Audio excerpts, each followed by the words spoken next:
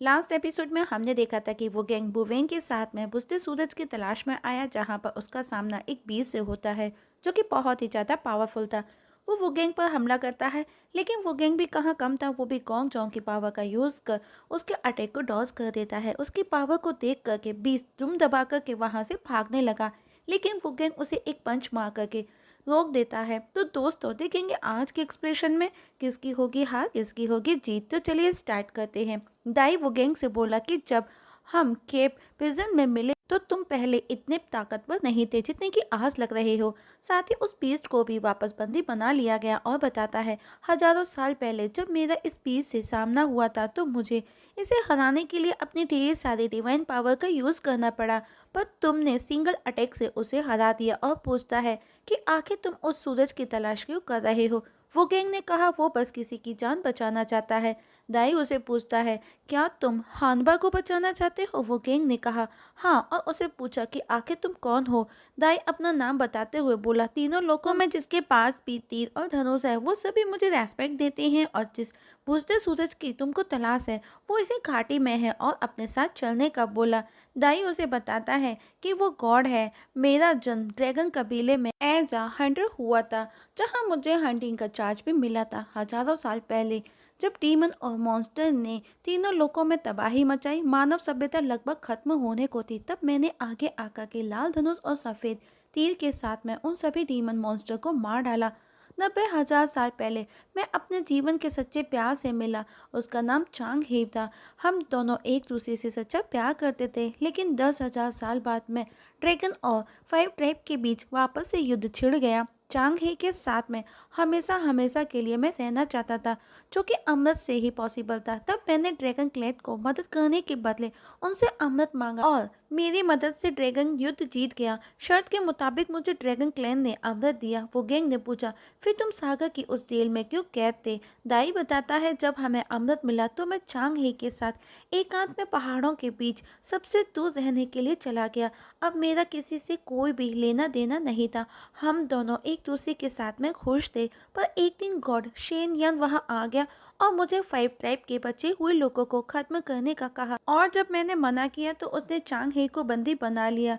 ताई की बातें सुनकर के वो गैंग को भी शेन यान पर गुस्सा आया, क्योंकि उसके साथ भी उसकी प्रेमिका आहलंग के साथ भी यही किया था। अब दाई बताता है, चांग हे को बचाने के लिए मैंने हेविन पर हमला कर दिया, पर शेन यान ने पहले ही ट्रैप बिछा रखा था जिसमें मैं फंस गया और कैप प्रिजन में बंदी बना करके मुझे डाल दिया गया। वो किंग दाई से फुशी के बारे में पूछता है। दाई बताता है, फुशी मुझसे भी बड़े गॉड हैं। बातें करते करते वो दोनों एक जगह पहुंचे जहाँ का टेम्परेचर बहुत ज़्यादा हाई था। वो गैंग बोला, यहाँ इतना गर्म क्यों है। तभी दाई की नज़र स्पार्क करते स्वॉर्ड के टुकड़े पर गई, जो वो गैंग के पास पोटली में लटका था, पर अब वो दाई के हाथ में था। वो गैंग को पूछता है, ये तुम्हारे पास कैसे आया, और उससे ये 9 टन स्काई प्लम एरो कहकर के बुलाता है। वो गैंग को कुछ समझ नहीं आया। तब दाई बताता है, हजारों साल पहले मैंने हायो नाम के डीमन को मारा, जो कि बहुत ही ज़्यादा जहरीला था, और उसके जहर का इस्तेमाल मैंने अपने एरो पर किया, और अगर मैं इससे अपने किसी दुश्मन पर वार करता हूँ तो उसका बचना इम्पॉसिबल है। फिर मैंने द फिंग डीमन को मारा और उसकी पूंछ के पंख से मैंने इसे रिफाइन किया, और अब जब भी मैं इस तीर को चलाता हूँ तो ये एक बार में 9 टारगेट करता है। इवन मीलों दूर चले जाने के बाद भी मेरे पास ही लौट करके आ जाता है, इसीलिए इसे 9 टन स्काई प्लम कह करके बुलाते हैं। और अब दाई अपने और वो गैंग के एरो को आपस में जोड़ देता है और बताता है कि अब ये कंप्लीट 9 टन स्काई प्लम बन चुका है, और अगर मैं इस एरो पर अपने डिवाइन पावर से अपने किसी भी दुश्मन का नाम लिख देता हूँ तो ये डेफिनेटली उसे जाकर के जरूर लगेगा। और अब इस तीर से हमारे जीतने की पॉसिबिलिटीज और बढ़ गई हैं। और अब दोनों बुझते हुए सूरज के सामने खड़े थे। दाई वो गैंग को अलर्ट करता है, क्योंकि आगे खतरा हो सकता है, पर वो गैंग दाई की पूरी बात सुने बिना ही सूरज की तरफ बढ़ गया और उस स्क्रॉल को सूरज के सामने फेंक देता है ताकि वो उसे उसमें कलेक्ट कर सके। पर वो किंग चौंक जाता है, क्योंकि स्क्रॉल उसके आगे चलने लगा था। तब दाई बताता है, भले ही सूरज बुझ गया है, पर अभी भी इसमें इतनी ऊर्जा है कि इसे तुम्हारा ये स्क्रॉल बर्दाश्त नहीं कर सकता। तभी कोई जमीन के अंदर से वो किंग पर हमला कर देता है, जिसे वो किंग देख लेता है और जम कर खुद को सेव करता है। वो किंग ने देखा कि कोई बड़ा सा बीस्ट उसकी तरफ आ रहा है। दाई बताता है कि वो जाओजी बीस्ट है। ये वही बीस्ट है जिसने हजारों साल पहले तीनों लोकों में हाहाकार मचाया था। इसका जन्म दलदल में हुआ था और इसे इंसानों को खाना पसंद है। ड्रैगन ने इसे फालन सन वैली में कैद कर दिया ताकि वो बुझते हुए सूरज को प्रोटेक्ट कर सके, और बस तभी से वो यहाँ पर है। इस पर वो गेंग को गुस्सा आया। वो दाई को बोला, ये तुम मुझे पहले भी बता सकते थे, और अब वो बीस्ट वो गैंग पर हमला कर देता है। दोनों के बीच में फाइट स्टार्ट हो जाती है।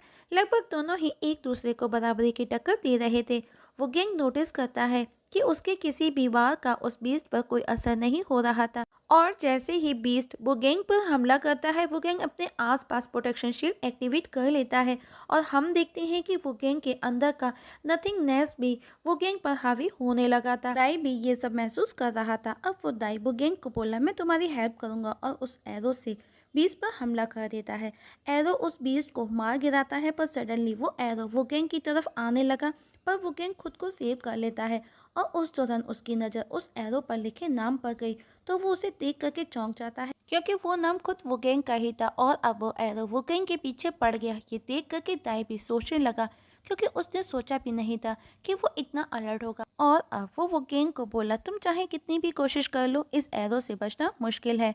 वही वो गैंग एरो से बचने के लिए लाख कोशिश कर रहा था, पर आखिर में वो एरो वो गैंग को जाकर के लगा।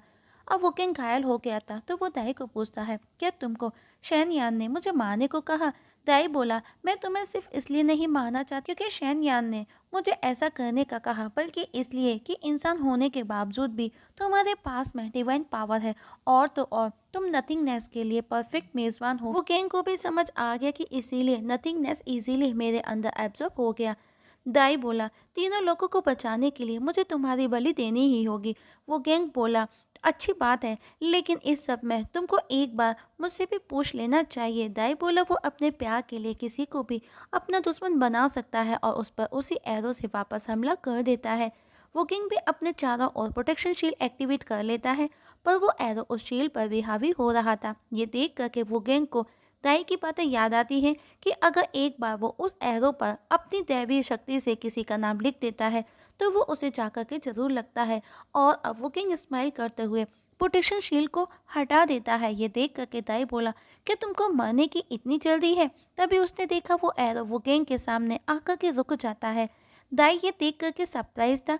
वो किंग ने कहा, अगर मैं अपनी डिवाइन पावर को ब्लॉक कर देता हूँ, तो ये एरो मेरे डिवाइन एसेंस को फील भी नहीं कर सकेगा। और अब उस एरो को हाथ से रोकते हुए उस पर अपनी गन पॉइंट करते हुए बोला, मेरा दूसरा नाम आहगो है। देख करके दाई वो गैंग पर हमला कर देता है। वो गैंग भी पॉइजन डस्ट बॉम्ब ब्लास्ट करता है, लेकिन उसका दाई पर कुछ भी असर नहीं हुआ। तब वो गैंग फीस कैनन का यूज करता है, और वो उसे धकेलता हुआ सूरज की तरफ ले जाता है।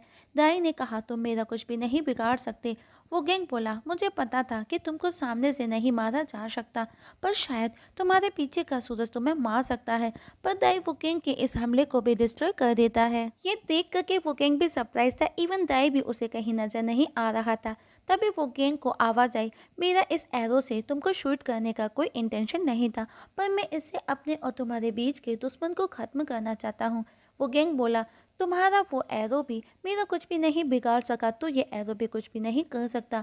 पर इस बार दाई अपने स्पिरिचुअल रूप में था, तो वो उस पर सनसेट एरो से हमला कर देता है। वो किंग भी उसका सामना करने को तैयार था।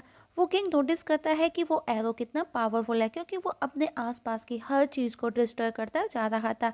वो गैंग अपने आसपास प्रोटेक्शन शील्ड एक्टिवेट कर लेता है, पर वो एरो वो गैंग को धकेलता हुआ बुझते हुए सूरज की तरफ ले जाता है, और सूरज से टकराते ही जोरदार धमाका हुआ। दाई को लगा वो गैंग मर चुका है।